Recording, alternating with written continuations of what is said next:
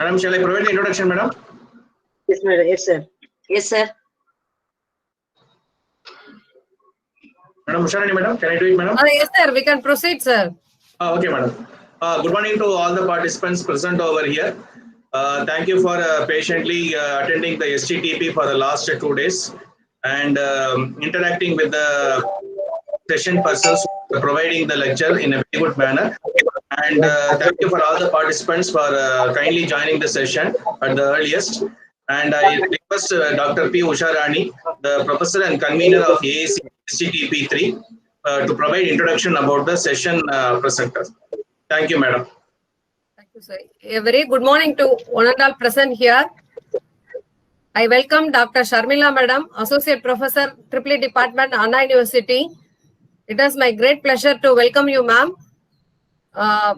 On behalf of our management, our college, and on my own behalf, I welcome you, ma'am. Thank you for accepting our invitation to deliver a session in our STTP. Let me brief about Madam profile. Madam has completed B and ME from Annamalai University, PhD from Anna University, College of Engineering, Guindy campus. Since 2001, Madam is working in Anna University CEG campus. Professor's research areas: power quality, power electronic applications to power system, renewable energy sources, distributed generation. Membership: ISTE, SSI, IE.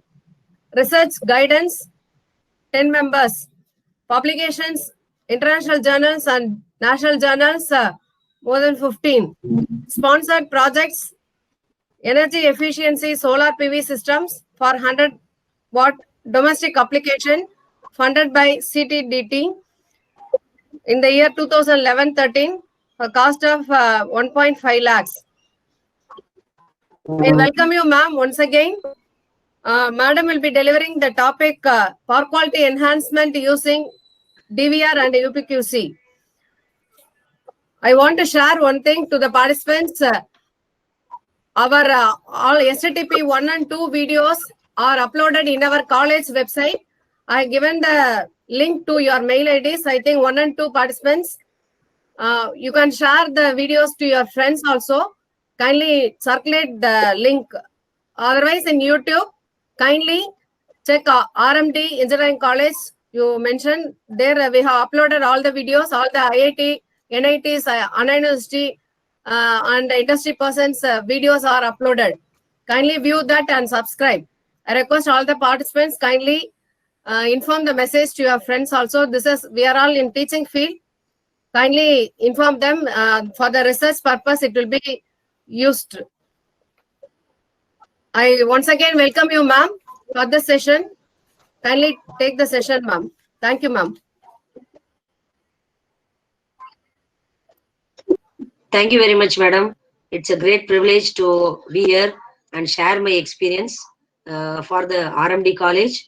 And this workshop is in need of the hour. Why? Because you know very well, power quality is gaining lot of significance in the present scenario of pumping of 175 gigawatts of renewable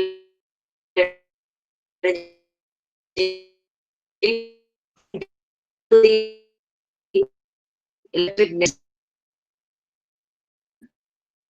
This kind of different, which is useful for the smart grid, for modern power system. So in this context, what we are going to discuss on the power specs and how we are going to enhance using the DVR and the universal power quality conditioners will be very much significant. And I will also try to show you a small video today at the end of my lecture, how we actually compensated and mitigated the harmonic problems with the help of a hybrid filter. So it is not alone DVR or universal power quality conditioner. So another one is very cost-effective one called as hybrid filters. I will throw some light upon that today. So kindly bear with me. We'll let us start the lecture. Moni class முடிச்சிட்டு பேசட்டுமா? ஒரு 1 o'clock மேல கூப்பிடு. அத கிளாஸ்ல இருக்கேன். Class முடிச்சிட்டு பேசுறேன். 1 o'clock மேல கூப்பிடு. The motivation for this topic is, you know very well, voltage related issues are gaining lot of momentum in the present context because the voltage sensitivity of the equipment is also becoming very, very high. So we need to actually develop some effective mechanisms which will mitigate the voltage sag and also simultaneously give you the reactive power compensation, so that we will have a device called dynamic voltage restorer, so that it can adjust the voltage at the customer end, and this is possible with this kind of custom power devices, and that's going to enhance the issues, right? So called as universal power quality conditioner. You call it as a UPQC or UNPQC, as whatever be our requirement. We name it according to our purpose. So this was also developed to compensate one or more of the power quality problems. Normally, we don't do for one power quality problem. For more than one power quality problems, UPQC is a desirable solution, but the cost of it is high because you are using or you are going to invest on 2 voltage source inverters. So that is the why it is costly. Whereas when you take the dynamic voltage restorers, they are only going to use one voltage source inverter. So the cost less and the person along with the SAC reactive power compensation also can be addressed. I hope you got that overview. So with that, I start my lecture. So basically, DVR, it is otherwise called as a dynamic voltage restorer, or otherwise called as static series compensator. They are nothing but series power, custom power conditioners. So how did this name of custom power conditioners came? Basically, custom power conditioners originated when we develop a solution at the customer end itself. We give them a optimum solution so that the problems of power quality which are originated at the customer end meaning the load end, we try to provide an effective solution mechanism. That is why those devices which are going to enhance the problems of power quality at the customer end are called as custom power devices. They are also renamed, or there's another version of the same custom power devices called as FRIENDS, flexible, reliable, intelligent end user development systems. They are also very, very significant in the present day because most of the systems are going to become smart power system in the coming days.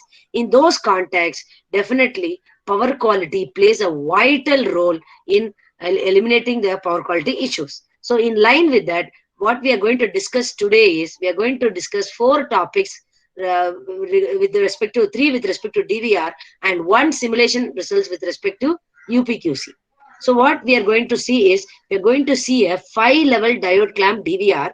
Along with that, the modification of the 5-level diode clamp DVR is done using a fuzzy based DVR. So what is the difference between the 5-level diode clamp? You will be using a PI controller. You will be replacing with a fuzzy controller. So fuzzy will have a bigger, wider dynamic response when compared to the PI controller. PI controller works for particular tuning of values, whereas when you replace the PI with the fuzzy, it gives some somewhat better range. Within that range, definitely the DVR is going to compensate the percentage of sag. Let us see one by one very clearly. And one more idea I'm going to try to tell you, which is a very interesting idea, which is nothing but called as wavelet-based multi-level DVR. It's a newly attempted idea. You can also try and do it experimentally and validate and tell me. Take your sufficient time. Any point of time, you can be connected with me, because this is not the end. This is actually the starting point of interacting with you all. So that is why I said in the beginning itself, it gives me immense pleasure to address to you all through RMD College. And I must thank Dr. Usha for facilitating this program so that I can share my experiences in the past 2 decades with you, with all of you, so that you will all enjoy the power quality in the coming day. If you're going to take it as a research topic, it will be a very interesting area, especially in the coming days. Electric vehicle penetration is also going to increase a lot. Those who are going to work really for the power quality problems are really going to do contributing to the electrical distribution network. So in that context, I'm telling power quality is once again, it's a very, very important topic in the present day upgradations and the recent trends of electrical engineering, right? Okay, the 4th topic we are going to discuss today is the dynamic voltage compensator and the STATCOM combined together is called as universal power quality conditioner, which is nothing but otherwise called as shunt and series related compensation. Basically, go for universal compensation. They can do simultaneously the load balancing, they can do the voltage compensation, as well as do the power factor correction. Okay, so these are the three objectives based on which we have developed the universal power quality conditioner. Let's go to the overview of what we are going to discuss in the DVR. DVR. Here, I am going to take a multi-level DVR. You must be very much aware what is the difference between your normal voltage source inverter and multi-level voltage source inverter. The advantage of using multi-level voltage source inverter is you get a waveform near to the sinusoidal waveform. That is the added, or what do you call, the advantage of going for multi-level voltage source inverter, right? So the waveform will be near to sinusoidal so that the distortion, total harmonic distortion will be less, right? And your compensation will also be very good because the voltage handling capacity will try to mitigate the DVR, and you will be able to compensate 30% sag or 40% sag in an effective manner. That is all viable with the help of multi-level DVR. So let us see this single line diagram. Here, this is a distribution network consisting of sending end voltage and the receiving end voltage, where you are at the receiving end, you are connecting two kinds of loads. One is a sensitive load, another is a non-sensitive load. You can see it on the slide. So the sensitive load, meaning you should always give uninterrupted quality voltage supply, right? The non-sensitive load is one who can engage by itself. It is not very critical load, so that you can, even if something happens, you can the feeder can be tripped and it can be reconciled and get it back to normal. So there is a difference between sensitive and non-sensitive loads. Sensitive loads definitely needs uninterruptible power supply. Okay, so what I'm going to do is, this distribution bus has got two feeders. In one of the feeder you connect the non-sensitive load, in another feeder you connect the sensitive load. So a fault is induced in the feeder bus where the non-sensitive loads are connected. So whenever the fault is the other feeder for simply going to create fault in the same feeder where the sensitive loads are created. So why we are adding two faults location? Because to increase the severity of sag. That is why the fault was created in both the locations, one at the non-sensitive load location, another one at the sensitive location. Then you have the series coupling transformer, via which this multi-level voltage source inverter are getting interconnected to the sensitive loads. So we have to compensate for the voltage related issues using this multi-level DVR, and the compensation technique adopted is the sine PWM concept, sinusoidal pulse width modulation scheme. Okay, so let us see what it is. Now we are going to connect, as I said, with the help of a coupling transformer, and that coupling transformer was connected at the DVR side. So this is what we are doing, and the entire simulation was carried out in PSCAD EMTDC version 3.0.8. So it was a very good old work of mine, but in the present PSCAD version, it is a 4.0 compensating devices implementation, which will give a very better.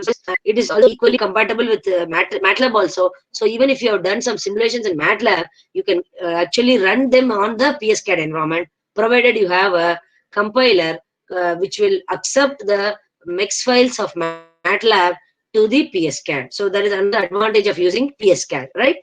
And one more advantage of using PSCAD is you can create your own user-defined components. The background behind developing PSCAD was Fortran only. So any component, if you are very good in Fortran, you can very well develop it and add it as an add-on component, and your entire simulation software will become a dynamic of the software. Okay, so the transformer, the coupling transformer we saw had a turns ratio of unity. Why Because if you want to transfer water from the unity transformer has to be transferred back to the primary end so that the voltage is compensated. That is why we are using a transformer of unity turns ratio. And the capacity of the DC storage device, we choose it as 5 kV. Okay.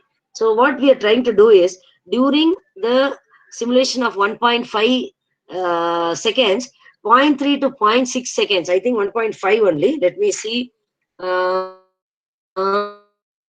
Yes, 0.9 seconds. During the duration of 0.9 seconds, that is the entire duration. At which what I am doing is, during 0.8 to 0.6, I am at fault.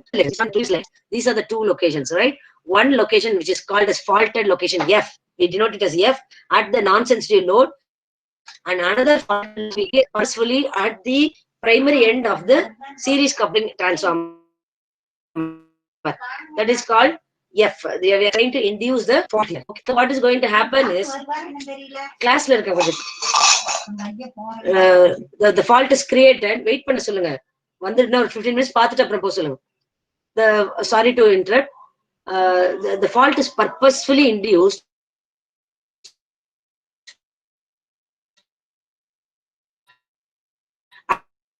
at the point resistance of 0.66 ohms. You are inducing a fault. Whenever there fault, definitely there will be a sag happening in the other two phases, right? So I'm just showing the single line diagram. So other two phases definitely have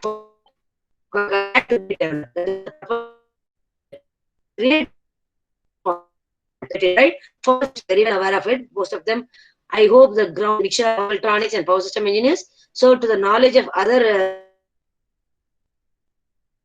other than power system engineers, there are two types of faults. One is called symmetrical. In the case of symmetrical faults, we try to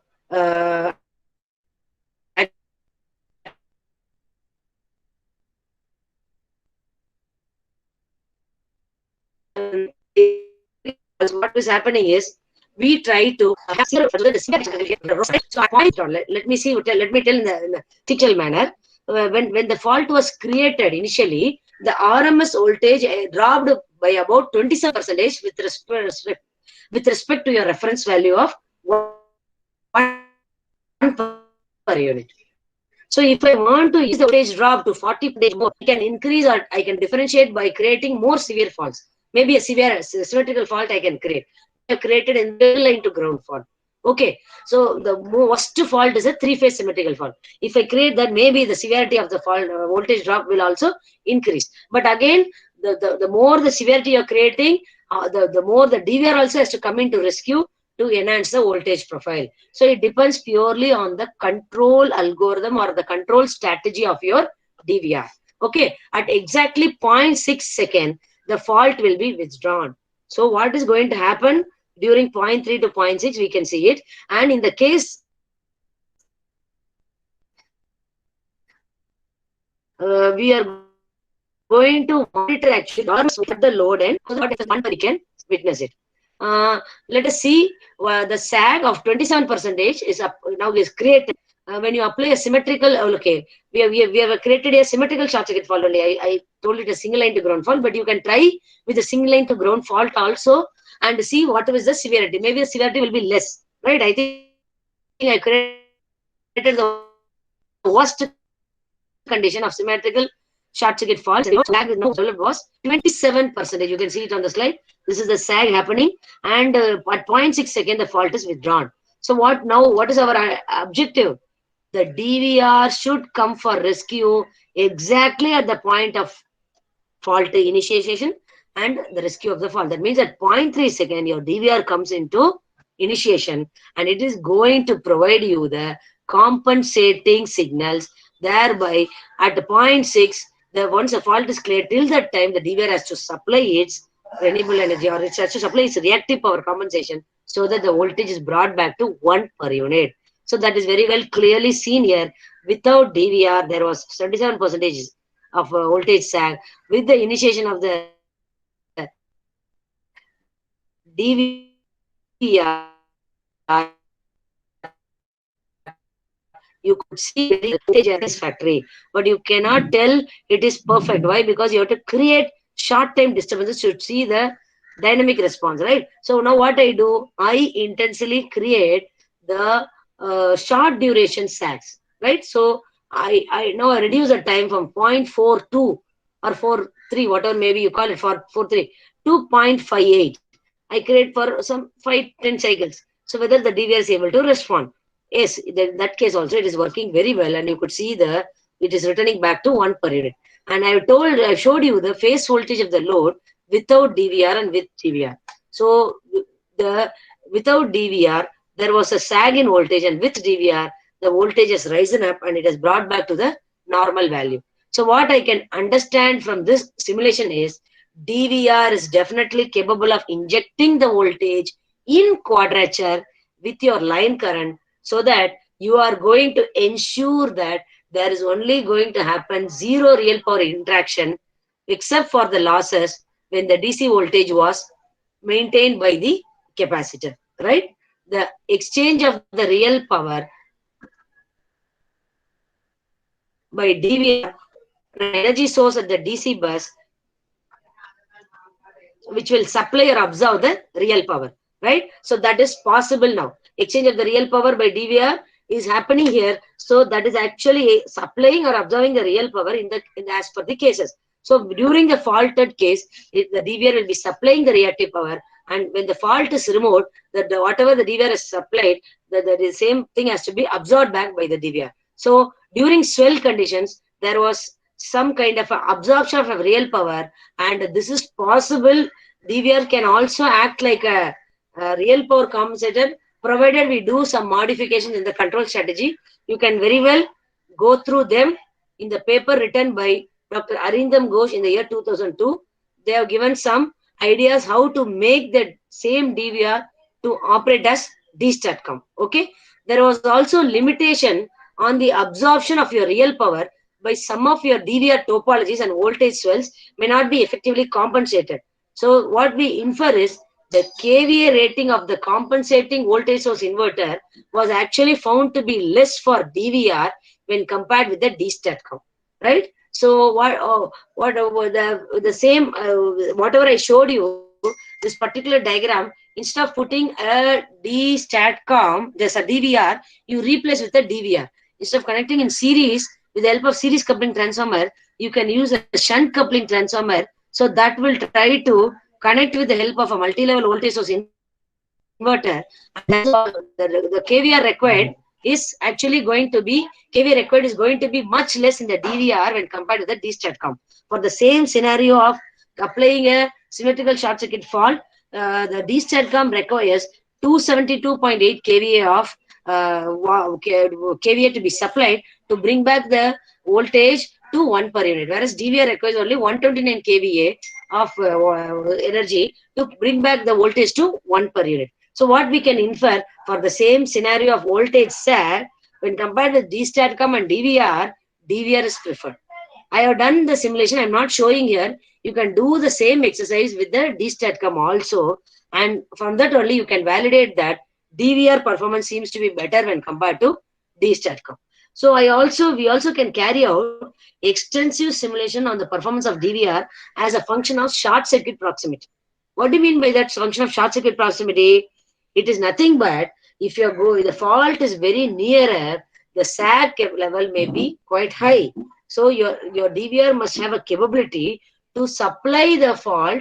That means the voltage compensation has to be supplied more when the faults are very near. When the fault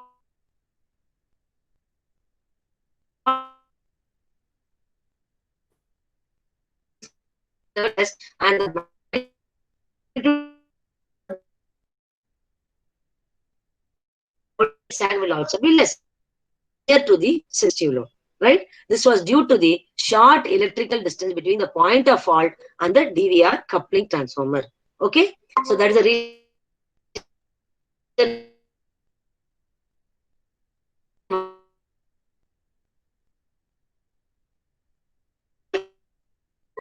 So what we'll do,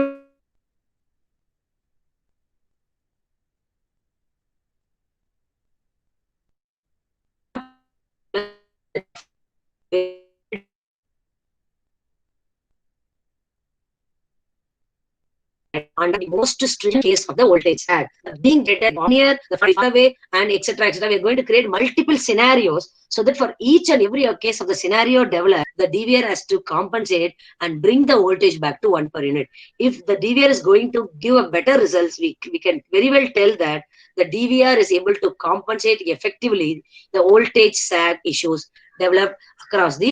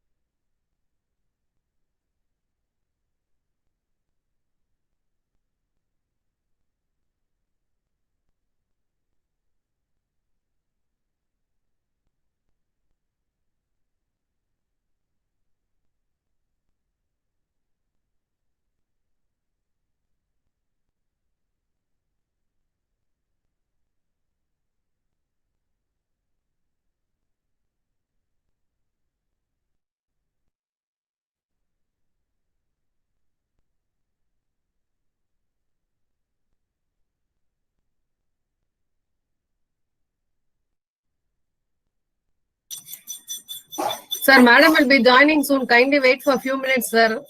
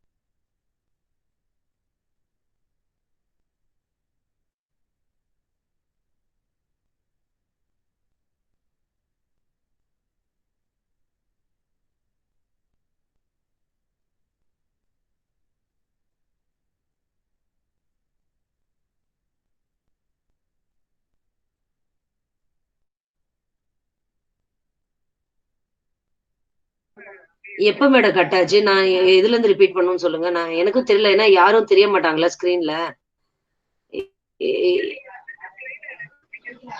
இல்ல எதுல இருந்து திரும்பி repeat பண்ணணும்? எதுல cut ஆச்சு? இப்பதான் cut ஆச்சா? பின்னாடி போயிட்டு அதையும் explain பண்ணிட்டுமா?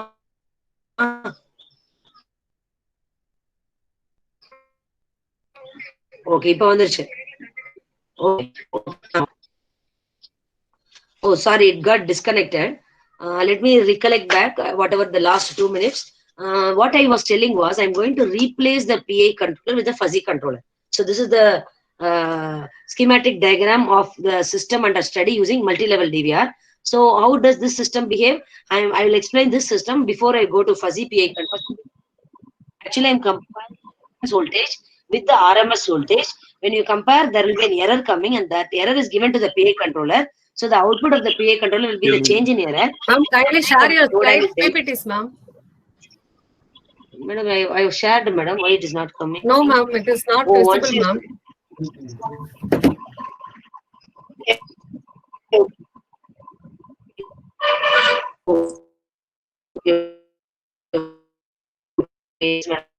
again,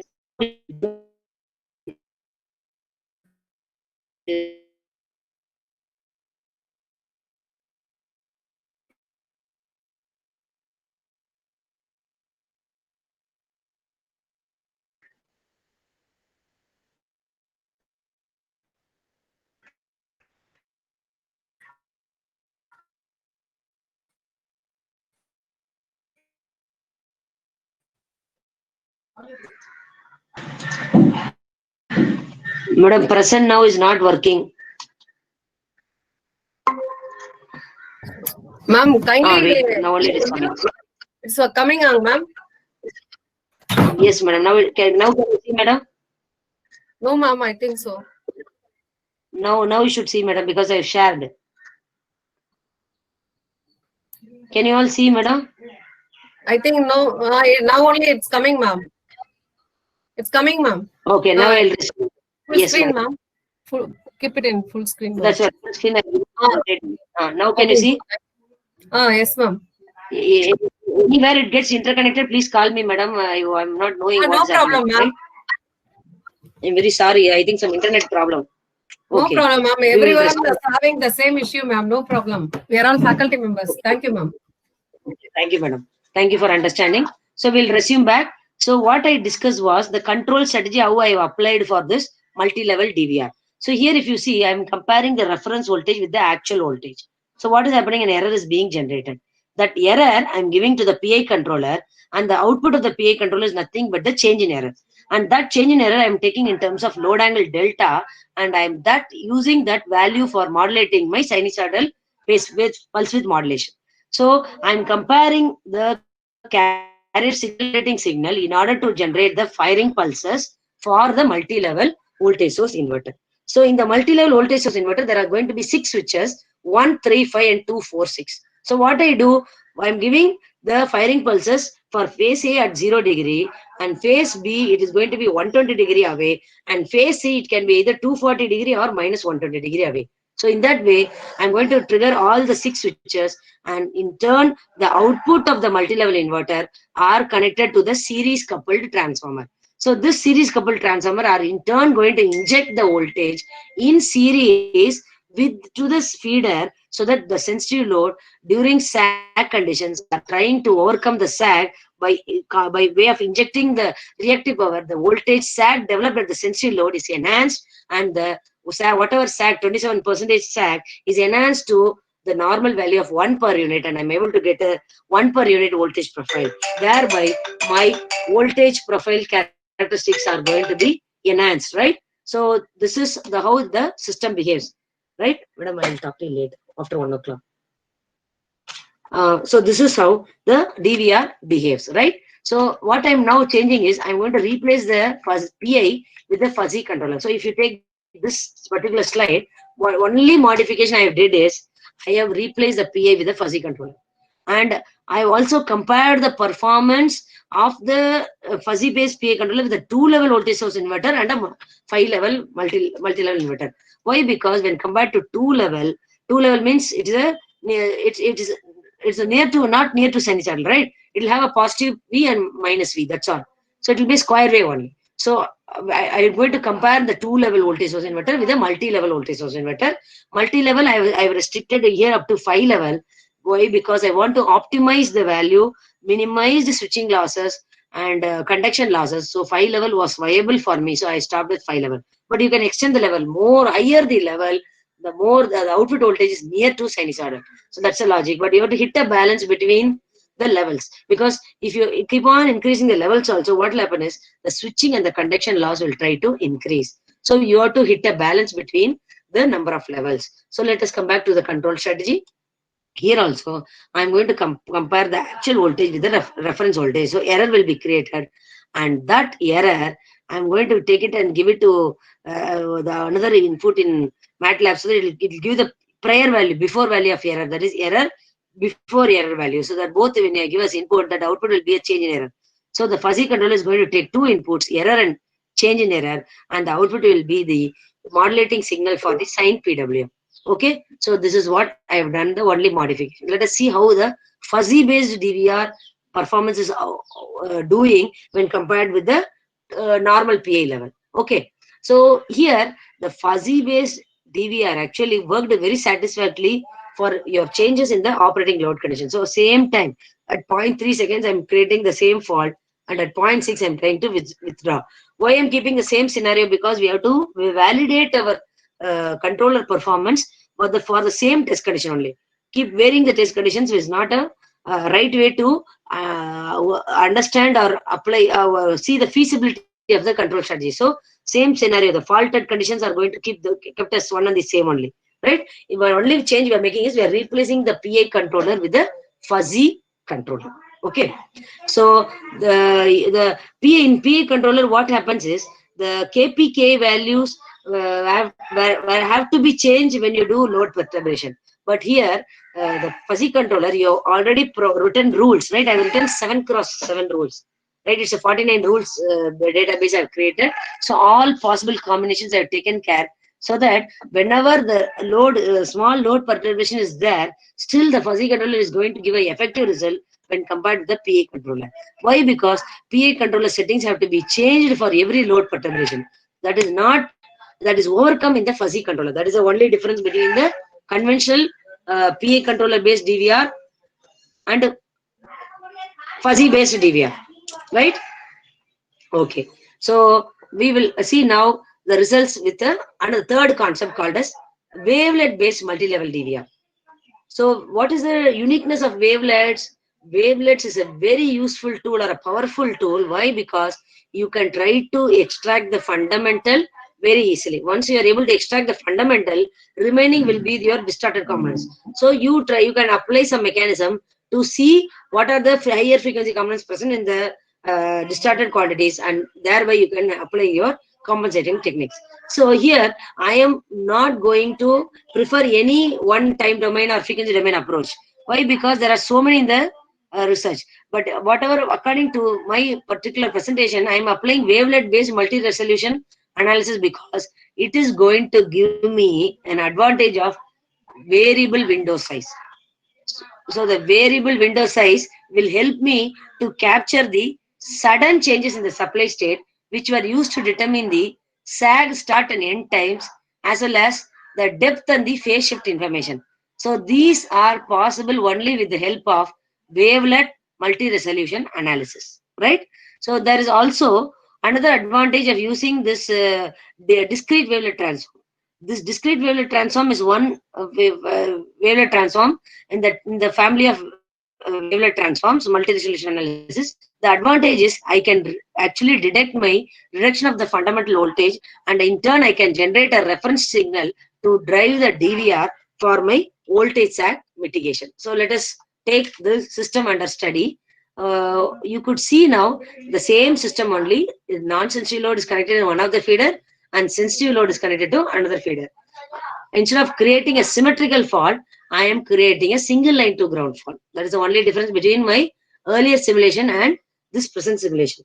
So what I am going to do is, instead of having the same multi-level inverter is used here, I am applying now the wavelet transform based multi-resolution analysis. What is the advantage of wavelet transform based MRA is I can easily extract the fundamental. So once the fundamental is extracted, I can know what are the distorted signals available, right? So see here, the fundamental is extracted with the help of wavelet transform MRA. So what I can do, I can extract the fundamental reference.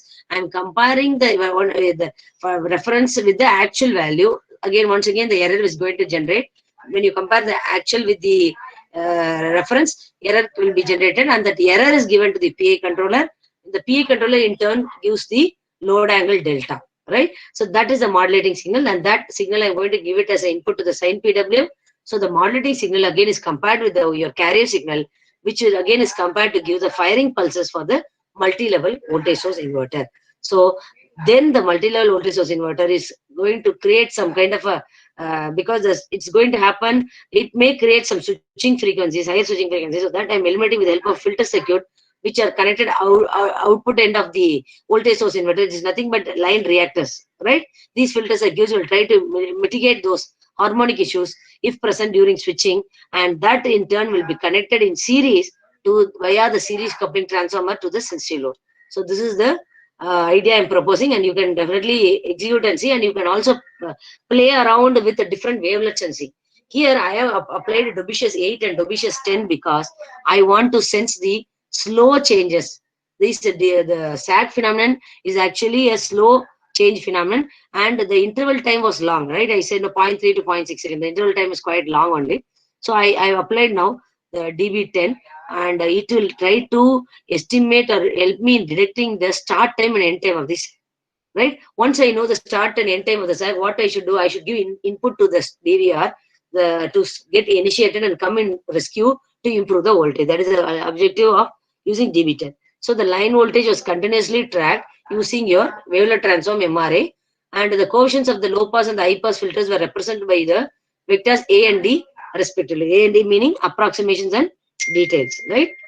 So the input voltage of DVR was the difference between your first level approximate empirical coefficients of the line voltage and the first level approximate empirical coefficients of your sinusoidal reference voltage. So based on these two references, I am going to create some input voltage as a reference. So this actually, the voltage difference will help me in understanding the instantaneous changes happening in the line voltage under abnormal conditions. Okay, so the DVR coupling transformers are actually having a leakage reactance of 10% capacity of the DC storage device, and which was actually 400 volts, right?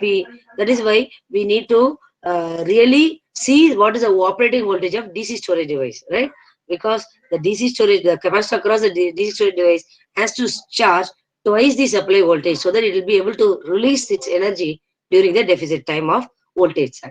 And the filter circuit is going to consist of the filter inductance as well as the capacitive filter inductance, filter capacitance value of 60 microfarad, and line inductance value, filter line inductance value of 18.6 millihenry. How I chose this was, I'm applying the formula XL is equal to 2 pi FL. So now whatever I want to eliminate the frequencies, predominantly what is available, I try to size it across and I try to design these values. That is the logic behind it. Suppose the sag is going to be contaminated with noise, then what you do, this again, that time only this wavelet MRA will be of very high use. Why? Because when you use wavelet transform, they will try to eliminate the noise. That means the high frequency component can be very well eliminated using wavelet transform MRA. So what I can get, once high frequency component is removed, I can easily extract the fundamental. So the particular proposed DVR compensation was tested for maximum condition. That is 50% of the voltage sag was compensated with the help of the proposed DVR topology. Whereas when you compare the earlier topology of C and the what do you call the conventional PI controller based DVR, I had a compensation of only for a 27% of voltage sag. So now you can see the control techniques are going to play a vital role in compensating for the severity of the magnitude of the voltage sag. That is the inference here. So let us see the simulation results. So this is the actual load voltage before compensation. It is at 0.3 seconds I have initiated, so the voltage has got reduced. At exactly at the 0.3 seconds, I also applied the wavelet. So the first level details detect the initiation. This will detect the initiation and duration of sag. Actually, the wavelet is used to identify the starting and the end point, right? So after compensation, you could see the wave is sinusoidal, near to sinusoidal, but a lot of glitches are there. That means some higher frequency components are present. And once if you pass it across an LC filter, these glitches or the higher frequency components will be eliminated, and you can get a pure sinusoidal wave. So this is your simulated voltage sag conditions. Now what I do, any algorithm, once I develop it, keeping alone the simulation, if it is going to work, people will not agree. So what we have to do is we have to validate our simulated or environmental issues into a real-time mode. So for that, I have developed the next case. You could see here, this is a case B, where I am going to record the sag of 40% using some sag generators. During my research time, I took the help of Samir, where they were having sag generators. So in that generator, I created a 40% sag lasting for 5 cycles, and that was captured using DSO, and that is being shown here. And I am trying to export those DSO quantities back into the file, so that now that becomes the loaded file for creating 40% of the SAG. So now you could see the SAG was created, and the first level details detecting the initiation duration of the SAG. So the voltage after compensation using 5-level DVR, it is almost near to sinusoidal. So but when compared with the LC filter, the normal one seems to have some ripples. So in this way, what I can say is very well say that multi-level DVR using wavelet transform is a very good solution option for your voltage related issues. I hope you are clear. Now I'll recap quickly what we discussed in DVR. DVR, you have two components. One is called your parallel, the dynamic voltage distributor. One we did using PI controller, another one using fuzzy, and the third attempt we made was using wavelet transform. We saw the performance of all the three controllers, and we could infer that for every problem there is a unique solution. So based on the problem, the solution has to come to help and resolve the issues. Right? Now we move to the second part of our lecture, that is nothing but the load compensation using universal power quality conditioning. Okay, can anyone tell me what is universal power quality conditioner, and whether they are being deployed in our present power distribution network? The immediate answer comes to our mind is no. Why? Because it is highly costly. That is why people don't go for UPQC, but some dedicated systems like glass industries, blood bank, Kerala, then some IT industries are deploying, in spite of its cost, the UPQC. But it will take some more time for us to have the reality of dynamic compensators like UPQC manufactured in our country and given to all the customer loads. So basically, this consists of a shunt compensator and a series compensator. What was the purpose of shunt compensator means the converter feeder source current there's nothing but IS have to be made balanced sinusoid, and what is the converter load voltage VL has to also be made a balanced sinusoid, so that your regulator voltage to desired value is better. Okay, so both these objectives has to be met by a universal device called as universal power quality conditioning. Okay, so this is the schematic diagram of your left shunt universal power quality conditioner configuration. Why I call it as a left shunt? If you see the shunt compensating device here, what this one is near to the source is to the left side of the DVR. Right, so this is your DVR. It is going to be to the left side of the DVR. So this is called as left shunt universal power quality conditioner configuration, where your shunt compensating device near to your source is to the left side of the DVR. That is why this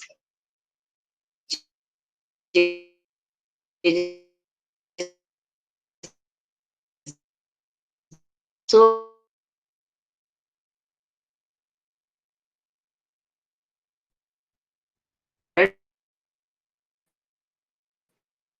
universal power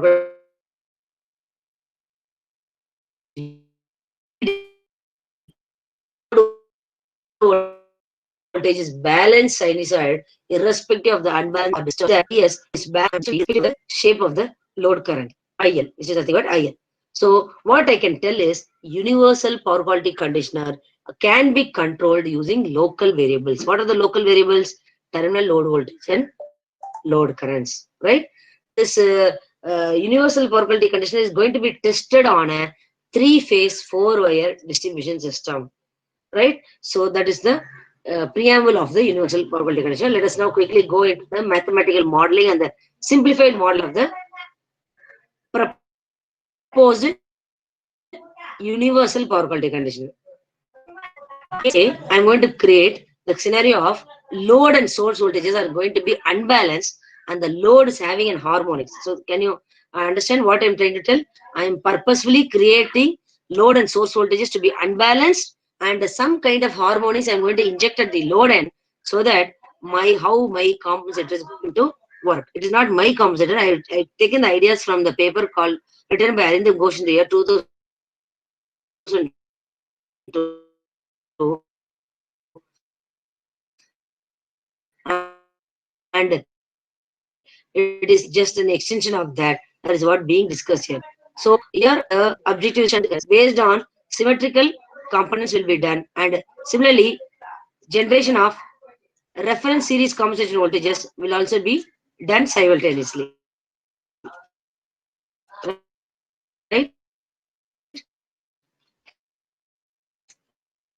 Okay. So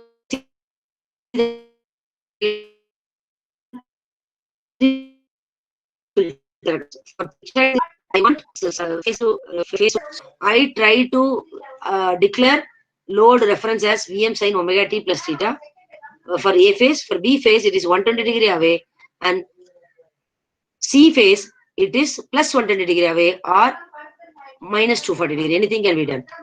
So reference is equal to actual. The value is load minus the reference value minus actual value is going to give you the error value which you are going to compensate. That's what given here. And the three filter currents of the A phase and B phase will be generated using this formula. There's a big mathematical formulations. In detail, you can derive and see. Further understanding, you please refer Dr. Arindam Ghosh paper on load and source voltages for unbalanced and load as harmonic combination. That paper you kindly refer. Okay. So I'm going to apply a simple state feedback control mechanism. So I'm going to apply our circuit theory concept, and I'm going to create loops. Loop 1, loop 2, loop 3, and loop 4. So you can apply your Kirchhoff's laws and determine the voltages like this, and the node 1 and node 2 currents are also determined and written here. So I replace them with the x1 dot, which is nothing but state variable. I bring everything. I divide the entire thing with the inductance value L. So I get the value of x1. Similarly, x2 dot, like that it goes up to x6 dot. So this is the way I try to simplify it and derive my state vectors. Once my state vectors are derived, I try to put them in a matrix format. So like X transpose equal to I1, I2, I3, I4, V terminal voltage and voltage across the DVR.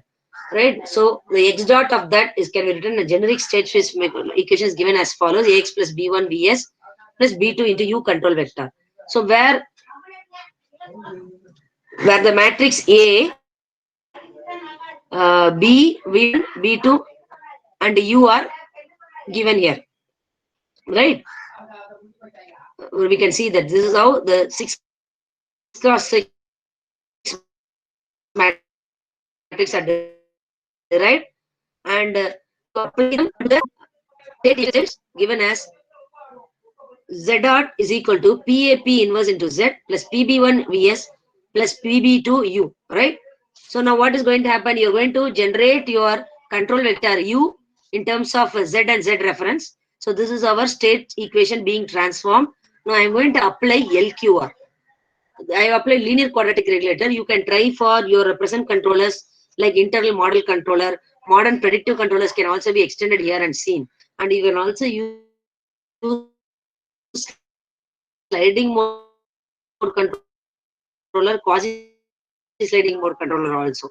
So because many who are at that make those controls are. So you are going to find control function U, which is going to act upon the given plant in a best possible way, right? So the thereby what you can do, you can replace your control function in step 1 with the controller. So the optimal controller is gaining what? Due to the physical limitations of the system constraints on state variables, the control variables are very much necessary. The constraint should be satisfied by the control condition. So designer can transform into performance measures or index so that they can find an optimum solution, and that can be given here, right? So the state regulator problem J has become like this: X transpose QX of T3 dt plus U transpose into RU of DT, right? So the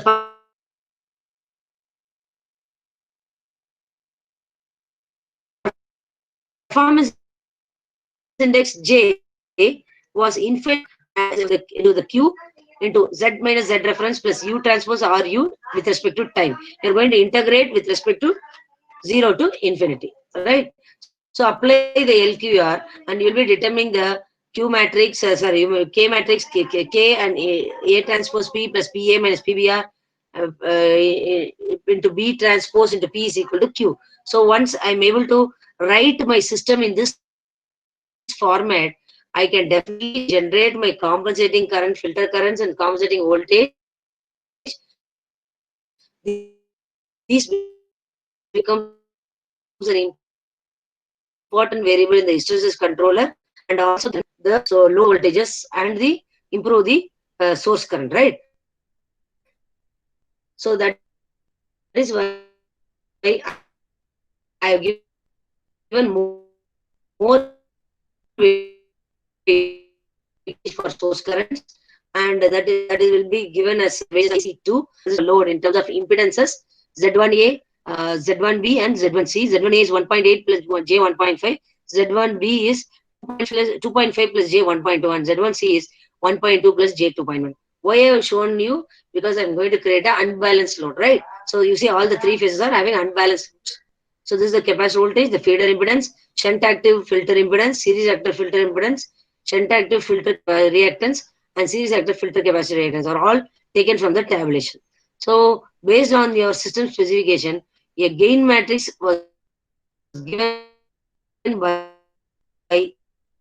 equation 1, and that is given here as in the below this much value. So this is gain matrix. So what I'm going to use, I will make, because these are the first three are the important parameters I'm going to consider. Other three variables I'm not going to focus right now. You know what are the variables? I have told you already discussed. My intention is to determine the three currents. This terminal voltage and DVR voltage, device compensating voltage, I can fix it, right? So first three values I'm going to keep it. So that is why what's happening is I'm giving more weightages, and I'm going to apply hysteresis controller. Whenever the weights are greater than the limit, I make the switch to be 1. I am turning on the switch. When the weights are less than the negative of the limit, means I'm going to turn off the switches. So that is a simple logic behind it. So the system parameters are shown here. So I'm going to apply, I'm going to verify the results with the unbalanced source voltages. Earlier simulation I did was with source voltages. Now I'm going to show you the results with unbalanced source voltages, right? So that we can, you can also do the compensation with the balanced source voltage. Definitely it will work. I have taken the worst scenario of unbalanced source voltages. So you can very well see the three phases are unbalanced: VSA, VSB, VSC. What happens after applying UPQC? The voltages are restored back to normal value. That means they are around the allowable limits, right? The LQR is giving a very good what do you call, universal probability condition is giving a very good compensation for your different scenarios. And the load currents before compensation and load voltages before compensation also clearly shows that there are a lot of distortion. That is also taken care. And once the universal probability condition was applied, you could very well see the source currents are near to sinusoidal after compensation, and also as well as the load voltages are going to be nearly sinusoidal after compensation. So this is the influence of your UPQC. And next important thing is I want to see the power factor, whether power factor is getting improved or not. So if you see before compensation, there was a difference between voltage and the current. So we had less than like what do you call, not less, it was not unity, it was less than some unity. It was also going to lagging mode. So once I put some kind of source compensator or a kind of a voltage compensating devices at home, my voltage would have improved, right? So now after applying this LQ,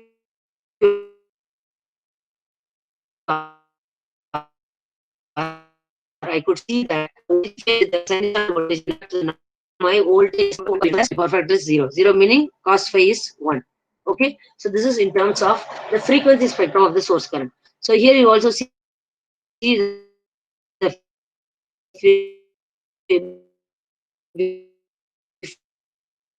4 point something. After compensation, we got to that is 1 per unit. So the distortion is also within the allowable limits. You have to be as per the IEEE 509, whatever the allowable limits, it is well within the allowable limits. So I can prove that the proposed universal power quality conditioner is very useful tool for compensating my voltages, right? So you could see this DC capacitor voltage that is also come back to normal, right? Because of the compensation. This is being done effectively. Okay. I hope you're clear with the DVR and UPQC. Out of my interest, I'm also showing some light upon my hybrid filter application in the power distribution system. Earlier you saw DVR is okay. It's going to use only one compensating device. But UPQC, if you see, it is a very costly solution, right? Even though it is there in our research papers, out of UPQC, making the hardware is a real challenge and tough situation. So under this condition, I try to propose a new solution called as hybrid filter. Okay. So why I go for hybrid filter here? Because hybrid filter will provide a simple and cost-effective solution for your current quality related problems. What are current quality related problems? That may be the current harmonics related because of the medium power UPS. So my objective here is to develop a shunt hybrid power filter. So it has got two objectives. I have to reduce the harmonic distortion to less than 5% and also improve the input power factor to greater than 0.95. I will play a short video, go through that, and I will explain the working concept. Definitely you guys can work out with this. It is a very good option for all of you. So just once again, give me 1 minute break. I will try to show you my simulation video.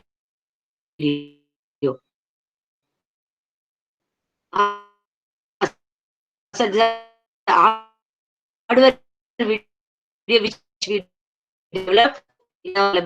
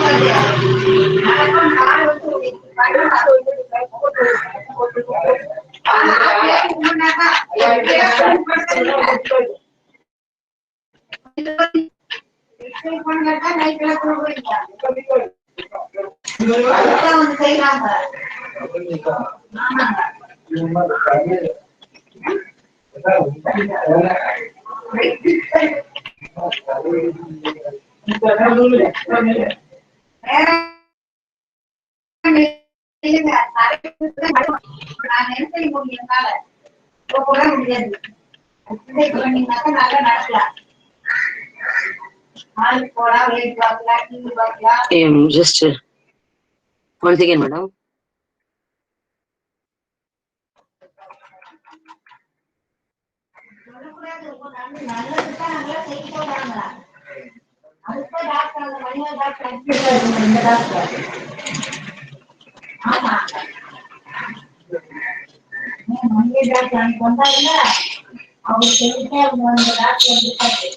So please watch this.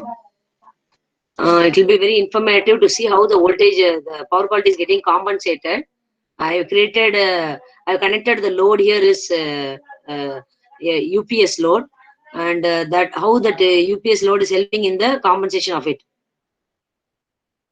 I'm going to connect a hybrid power filter here.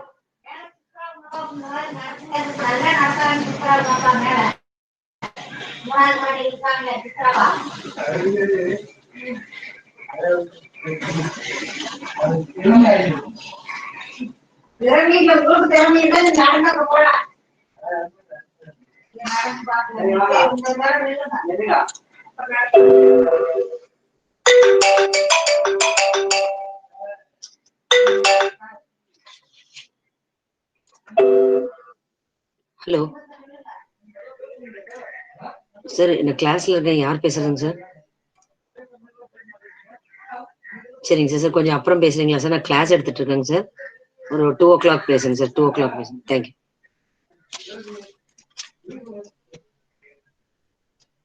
Once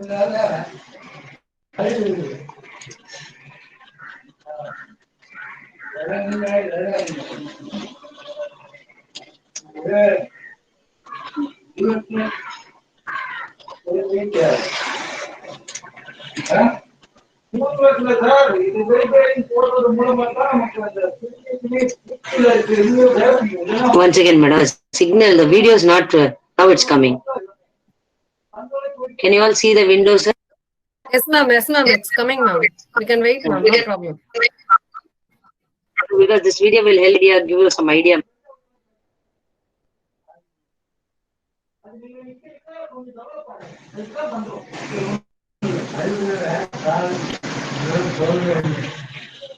அதெல்லாம் முடியல உன்னால bathroom போறது கால் மடியுது இல்ல அதுக்கு ஸ்ட்ரென்த்தாக அவங்க நின்று நின்று வழங்கி அப்புறம் நடந்து பழக்குவாங்க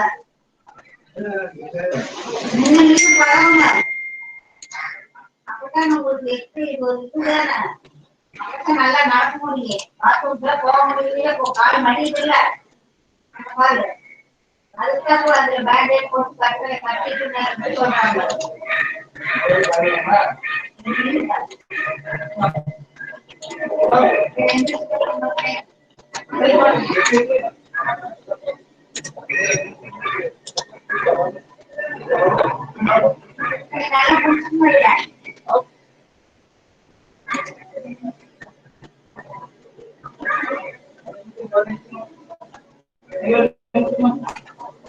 பாருங்க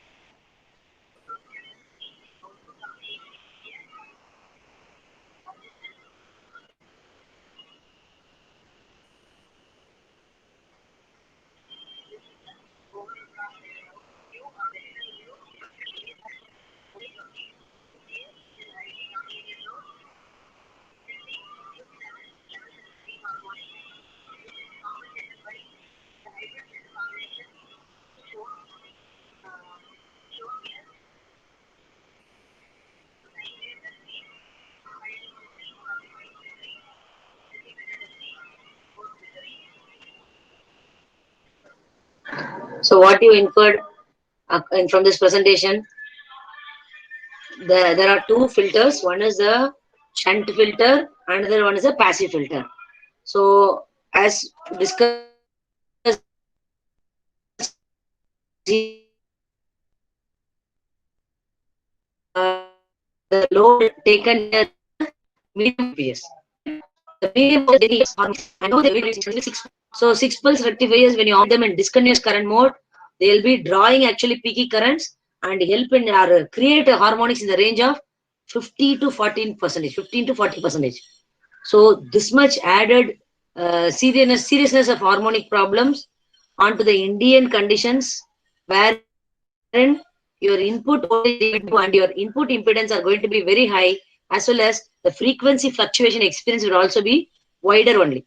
So all these put together clearly tells that we have to reduce the current harmonic distortion to less than 5%.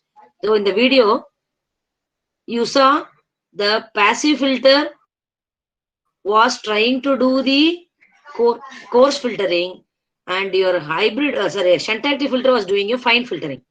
Finally, both the filters are doing its job, and thereby we were able to keep our input current harmonics with less than 5% limit. So this is the logic behind. So whatever you saw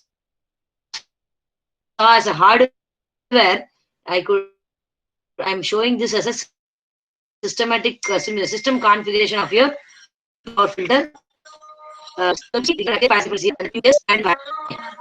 So the control strategy was, I will explain the control strategy what I used also. Passive filter helped me to reduce the harmonics to a level of about 10%, and active filter reduced the current harmonic distortion to 5%. So both the active and passive helped me to get the compromise of cost as well as performance. I thereby able to reduce my KVA rating of the filter was reduced compared to my pure shunt active filter. Okay, so the topology what I chose is very effective in mitigating my harmonics. Let me explain the behavior, how UPS becomes a source of harmonic current generator. You see in this diagram, bottom which this is this is going to be your UPS connected to your computer loads. So computer loads in turn is going to draw a peaky currents. So thereby the computer loads are going to create THT of current of greater than 70 to 100%.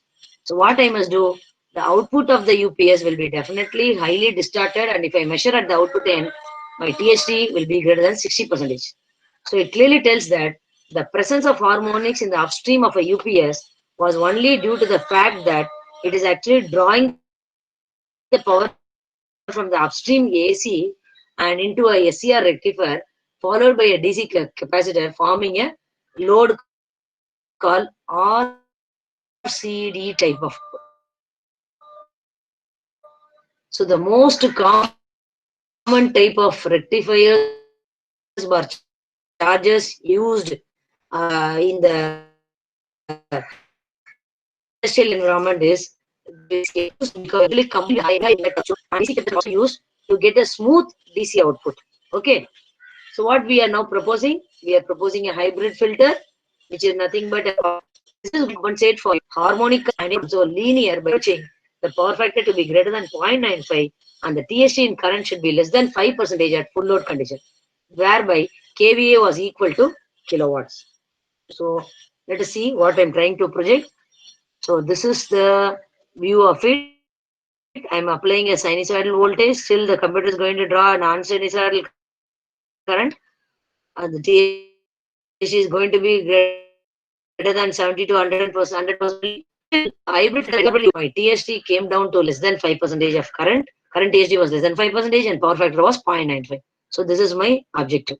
For achieving this only, I have proposed this hybrid filter with a switch contactor, so that during normal condition, load condition, how it is, and during light load condition, how it is, right? So there was without contactor for normal load condition, and I give a provision for contactor under light load condition. Why? Because under light load condition, if I provide compensation, the power factor will go to greater than unity. Right? It may go to leading power factor. That is also not good for the distribution system.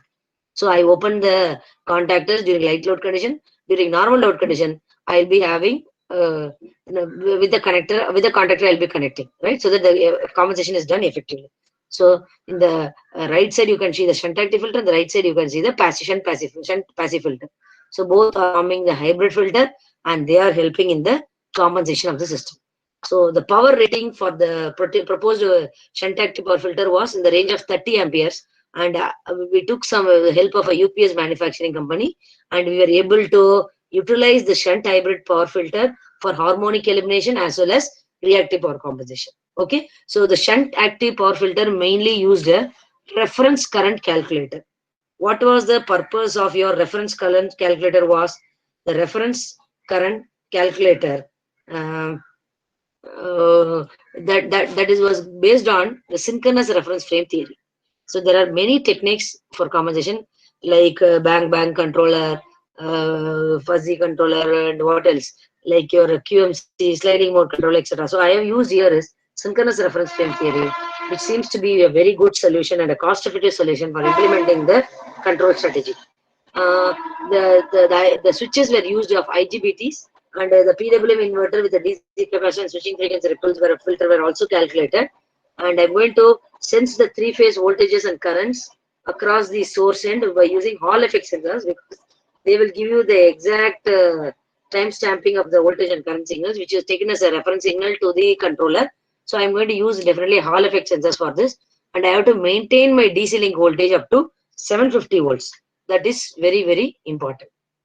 Okay, what is this reference current calculator does means it is actually going to extract the signal in the real time, and that is going to actually do the compensation for your harmonics, right? And they will, the extracted harmonics, undesired components of harmonics will be estimated, and you have to inject in opposite phase to the harmonics, whatever the harmonics are present. If you invert it and send it, and the PWM inverter is going to amplify and send the signal back into the supply lines, means we can remove the undesired components present in the supply current. So I implemented the synchronous reference theory was implemented in the processor called TMS320 F2812 DSP processor. This is a very good processor during my times when I did my research. Why? Because it was a floating processor, and it was able to give a effective control logic. When I implemented the control logic, it was having a good capability to estimate the reference current and also implement the hysteresis band current controller on the processor helped me, and I was able to derive the gating signals for the IGBTs. Okay, the PWM inverter realized was using standard IGBT modules only. Reference current calculator, PWM controller, and the measurement of your various voltages and currents, and the protections, the user interface and display had been implemented on your 32-bit floating point processor operating at 150 megahertz. So all these things are possible because of the good controller. And this is the schematic of your synchronous reference frame control scheme. I'm taking the 3 load currents. I'm converting the 3-phase quantity into alpha beta transformation, which is nothing but called as Clerk's transformation. So Clerk transformation, I'm going to Park transformation. That means alpha beta is converted into DQ, where thereby I am doing the compensation, applying my I pass the load current here. So when it is passed to the low pass filter, I try to extract the fundamental alone, right? So the fundamental is coming out. The fundamental is compared with the DC capacitor voltage value. So the error is given to, once again, as the filter current, reference currents are generated based on the reference when it's actually the error is called as a reference filter current. That is again made to convert back DQ to the DQ current is made to convert into alpha beta, and from alpha beta is being converted to ABC, and that is the reference filter currents coming out, which I'm going to inject into the system back. So I'm comparing the source current with the load current, the reference source current with the load current. So the error, there is nothing but the error current, which is nothing but the filter current to be injected by the compensator, right? So this is the logic behind it. So I have converted the 3-phase load currents using the Clerk's transformation. I have converted into alpha beta coordinates. Now using this transformation matrix cos omega t minus sin omega t cos omega t, I am converting the alpha beta coordinates back into DQ frame. So the synchronously rotating DQ frame and the components at the fundamental frequency were actually transformed DC quantities, and those are the harmonic frequencies into oscillating quantities. So the DC components in DQ reference frame were extracted using the low pass filter. And the desired active component of source current was given by I reference is equal to the DC component of the load current plus the DC capacitor value, that component I'm adding, and that is actually going to be supplied by the reference source current. Okay. Now the DQ components were transformed back into three-phase coordinates to obtain the desired source currents as follows. Right. So the reference composition currents are given as follows. So this is the filter current IFA, IFB, IFC. So that is equal to ILA minus I reference, I source current reference. So three-phase filter currents are generated, and you can see this is the way you are going to extract the three filter currents. Now that is being applied to the hysteresis band controller. Right here you define a reference surface, and you create a hysteresis band, which is nothing but your 1.5 times your load current value. So you have the plus upper band and lower band. So your always your control reference current should slide between these surfaces. Suppose if it is going to go above the reference band, means the hysteresis controller will bring it back and make the switches off and bring it back to the reference value. If it goes below also, the switches are turned on so that it is brought back to the reference value.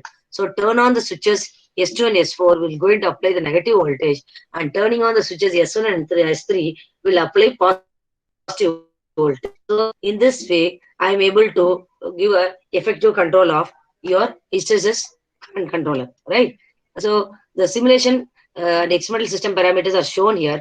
I am going to take a supply voltage of 415 volt, and the fundamental frequency is 50 hertz only. These are the values of the my simulated system: the nonlinear load, shunt active power filter, and shunt passive power filter. So this is the simulation results of my source current and PCC voltage after compensation for phase A I am showing. What I can see here is, I can see the power factors improved, and I am able to achieve this with the help of a simple control scheme that is actually driving my source current, which is going to be in phase with my PCC voltage, right? So you could see here, this is a very interesting results. The source voltage is not distorted, but the load current is distorted because of the connection of UPS loads. You can see very much distorted quantities. Now, because of the load current, the source current is also getting distorted. So at exactly at 0.2 seconds, I am turning on the filter current. So once I turn on the filter current, I am able to inject back the filter current, and I'm bringing back the distorted source current into sinusoidal current. During that time, this is the DC capacitor voltage. Okay, it is fluctuating because we are turning on and off the switches, and the energy has to be supplied only from the DC capacitor voltage. So the TST, if you see, before compensation, the source currents were 31.22%, but after compensation, it is well within the limits of 1.29. On average, it is 1.5%, and well within the limits of IEEE 519 2014 standards. Similarly, the terminal voltages, the THD was 3.49, and it has come down to 0.59, which is well within the allowable limits of IEEE 519 2014 of 3%, right? So it can allowable limit, it is brought down very well to the allowable limits, right? So I can finally claim that the hybrid filter is a very effective mechanism for eliminating the poor quality problems. So what's the video? I'm explaining the video here in terms of the experimental values. So I'm going to compare the full bridge SCR rectifier UPS without and with hybrid filter for poor quality problems. So the test parameters at the input end are UPS mains, the utility side voltage, you call it as a THD voltage, and the input currents, at the input ends, I want to measure the THDI, and the input power factor I'm going to measure. But here, the power factor is not the normal power factor, it is going to be the true power factor. What do you mean by true power factor? It is a product of displacement power factor into distortion power factor, out of which the displacement power factor will be always unity, whereas distortion power factor will be less than unity. So when you product both, what will happen to the true power factor? Will try to be less. So whenever in a system, once you try to improve the distorted quantity, then automatically the true power factor value will also increase. So based on that, now I'm going to take the samples of 2 into 60 kVA UPS system, which are nothing but going to use a front-end conventional full bridge SCR rectifier based UPS. This is what taken for our study. So this is the results, experimental results, what you saw there without hybrid filter. So without hybrid filter, you could see that the current is very bad, right? It is a uncontrolled rectifier. You can call this an uncontrolled because I'm using thyristor. It's a controlled rectifier. So you could see the current is becoming like us 2 sub loops. It is becoming 10, this is a negative.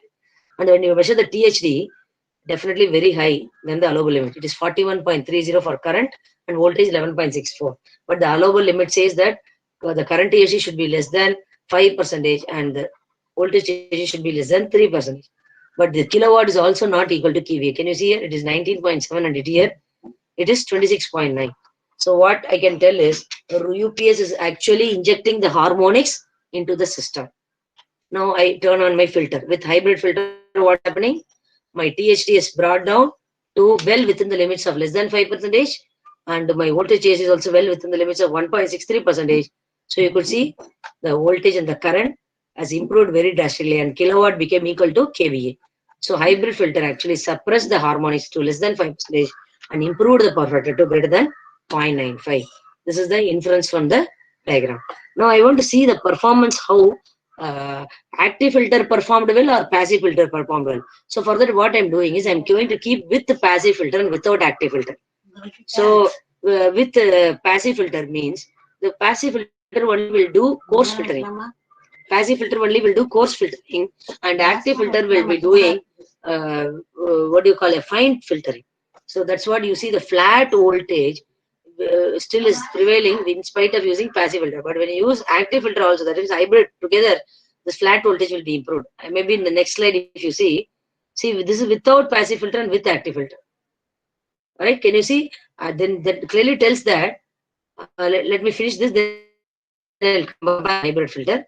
The kilowatt is almost, not almost equal. Some 2 kVA difference is there. Power factor is improved, but not greater than 0.95. But distortion power factor still seems to be 0.92. THD is 15.77, and your voltage THD is 4.88%. That means passive filter can do only coarse filtering of the harmonics. That is what seen here, right? So what is the with active filter alone? Yes, definitely harmonics were not eliminated with active filter alone. Why? Because you see still current THD is more, 29.13%.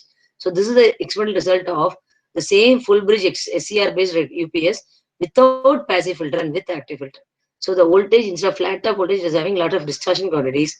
The current is still distorted, but when you turn on the your active filter, the current improved, and still the THDs are not within the limits. So what you can infer is you cannot have with passive and without active. You need to have with hybrid only. You can get the desired results. That is what proved from this. So both active alone or passive alone cannot give the results. Together only you get a better result. That is what being inferred. Then once this results are inferred, we want to validate the performance for different load conditions. That is very, very important. Why? Because the filter performance may vary during loaded conditions. So that's why we have to test any filters you are making in your laboratory or in your by simulation. You have to validate their performance for 4 loaded conditions. One is 25%, 50%, 70%, and 100%. So can you now see here? This is the load versus harmonics versus the input current. Here, if you see, during the load current of 20%, the distortion of current THD is very high, 28%. But this is the input current of 28 ampere, and the distortion level is 7.2%. But I'm going to increase the load to 50%. So when you keep on loading, the THD will come. That is another rule we have to understand. So you see, 25%, the THD, current THD is 72%, 72 value, 72% value. Now it has come down to 1.2. Now it has come to 6.9 during 50%. Again, during 70% of the loading condition, THD will come down to 2.5, and during 100%, you can also see the fundamental current is also increased and your TSD is also reduced. So this is what you have to infer. So this is very, very important thing. You can see the same thing with respect to your voltage, current, kilowatt, kVA, power factor, and distortion power factor. What is happening is, without filter, if you see, the distortion power factor is 0.83. And the current and voltage was 41.30 current percentage is 11.64, but it's well above the limits prescribed by the IEEE 519 2014. So what you must do, you have to use with hybrid filter. You can see very well you have brought it down to within the limits of 3.48 of current THD and 1.63 of voltage THD. And if you see kilowatt and kVA, both are almost equal. 18.84 is approximately 19, 19.70 is approximately 20. So with kilowatt is almost equal to kVA, and my power factor is also improved to 0.96. So that is a very significant result which you can see without hybrid filter and with shunt hybrid power filter and with shunt passive power filter. That is one thing. Now I am also going to vary the input voltage harmonics. So what is that we wanted to see is, I am going to operate the voltage at 3 levels. That is, one at 350 level, another is 400 level, and the last level is going to be 460 volt level. So all the 3 levels, what is happening is, your voltage is going to have a improvement, and your input current THD is going to be almost well within the limits. That means our compensator, designed compensator, is working fine. With when the input voltage was 400 volts, also the THD was 3.07, and when the input voltage increased to 400 volt, also the THD level came down to 3.48. But when it increased to 450 volt, the THD level, the input current THD became as 5.22, which is well within the limits of 5%. Okay, so what I can finally infer is, hybrid power filters are essential for nonlinear loads like UPS. Why? Because they will definitely help in reducing the air pollution by virtue of less fossil fuel required for generating the same amount of electrical power. And I also get lowered I²R losses and improved reliability. Then the third important thing is, I get a steadier terminal voltage. That is very, very important, because when I want to operate my other loads connected to the system, I need to always give a steady terminal voltages. And finally, my input cable size and the switchgear rating also got reduced because of the reduction in the input current. These are all using the benefits of hybrid filter for non-linear UPS. So this is the setup you saw in the video. You could see the 2 UPS, 2 into 60 kVA UPS, which are my loads here. And this is the hybrid filter you can see here. The top one is the active filter, I think you saw even in the video, and the bottom one is the passive filter, right? So this is the 2 loads. I'm going to connect near to the loads itself my UPS. So I try to minimize the power quality problems prevailing in my system. So this is a front view of my hybrid filter. Top one is active filter and bottom one is a passive filter. We have made the chokes, filters, etc. based on our own design. And this is the active filter front view. Okay. And the board uses TMS processor. And this is a back end view showing the left side shunt choke and the right side series choke are shown here. I think I've shown you the I showed you the video. Now I will summarize my presentation. We discussed 3 compensators today. One is the 5-level DVR, which provided excellent voltage regulation capabilities during your 60% voltage sag condition. And the fuzzy based DVR results were also better to those obtained with the conventional DVR for most of the stringent cases of your voltage sag generated by your fault occurring quite close to the sensory load. And also in the conventional DVR, the KPKN settings had to be changed for wider load variations. That is very, very important. Whereas in the fuzzy DVR, it will work for certain programmed load variations that you can implement it and see, so that you will understand what I'm trying to tell it. Next is, we have also seen a new control method for using the wavelets, right? But this has been applied, this concept has been applied on the 5-level DVR, and it was efficient and effective in restoring the line voltage to sensitive loads during the sag caused due to the single line to ground on the distribution system. The mother wavelets selection is very, very significant and important because that is going to help you in determining the filter band coefficients, and that depended actually on the secondary, on the second selected mother wavelets. So you must take extra cautious to choose what type of a wavelet is essential in extracting your fundamental quantities. And in the case of UPQC, you saw the state feedback control mechanism applied to the UPQC, and with more flexibility and develop, like what you call advanced techniques are available, we are able to solve or overcome the major issues because of proper tuning of LQR parameters. And we also use SS band of control signal, and the selection of the AC filter capacitor has to be done with due diligence. The LQR parameters like Q and R are decided based on the weightage of the state variables. Thereby, the hysteresis band controller played a very significant role in deciding the switching frequency of the inverter. And the most important advantage of the state feedback control of the compensator was the switching frequency combination. The terminal voltages and source currents were largely eliminated. It is a very important concept by using state feedback control. So finally, what I can tell, I also discussed about a hybrid filter approach, which is a cost-effective solution. Why? Because talking to you alone, DVR and UPQC may not be a viable solution. UPQC is a very, very costlier one. Like trying and burning the fingers is very difficult.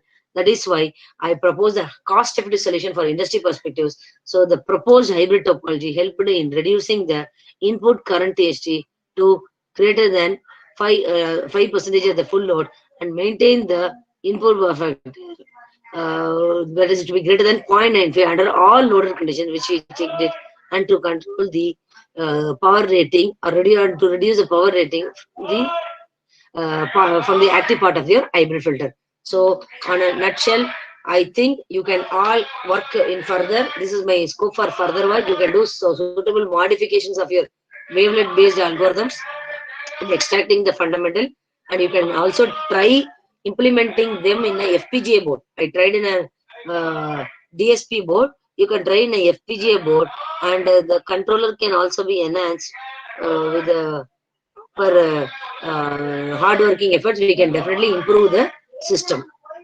Okay, so I think I have given the inputs. Any questions, I'll be very happy to share with you for next 5 minutes. So please feel free to interact with me. Participants, kindly post the question in the chat box.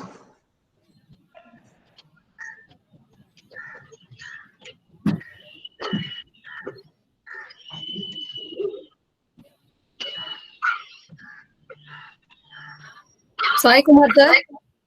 Tell me, madam. Yes, sir, one question was there in the chat box, sir.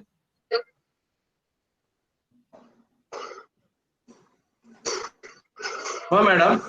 1051. 1051, sir.